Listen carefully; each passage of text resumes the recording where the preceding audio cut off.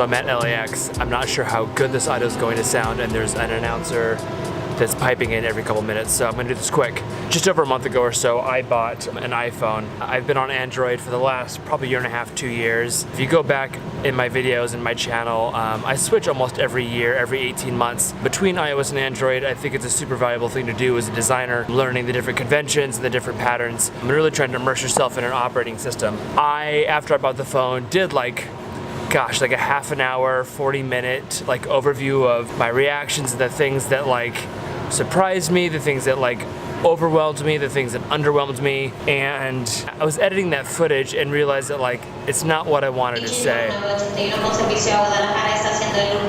So as I was editing the video, I realized it's not really what I want to talk about. Of course, there's important OS things happening, and honestly some interesting things I might get into later. The main reason that I got this iPhone was really an encouragement from my manager. We had this big launch last year, our like big 10-year anniversary launch for Chrome.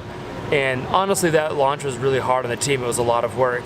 And one of the new things that he's done in his personal life is separated all of his work, corp, like email and contact messages stuff on one phone, and like legitimately on another phone, personal phone number, personal contact, personal email, calendar, etc. So when I went back to iOS, I did it with the intention of not installing any work things on it. So it's specifically just my personal phone. And my Android phone, my Samsung Note 8 or whatever this is the phone that I only use at work. I leave it in my backpack for work. I only take it out and charge it for work, in like an intentional constraint of not being able to engage with work things when I'm not at work. I say all of that because that's something new that I'm doing this year as I'm trying to create better patterns for myself. First off, I've been at this airport since 4 o'clock. It is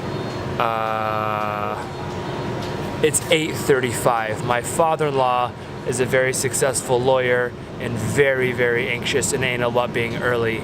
We got to the airport 6 hours before our flight boards, so we boarded in about an hour and a half. But I am on my way to Fiji for a dive trip with my father-in-law, just the two of us in a dive company on a small island off the coast of Fiji. I'm gonna have no cell service and subtle internet, so I might do a couple little moments of checking in at work.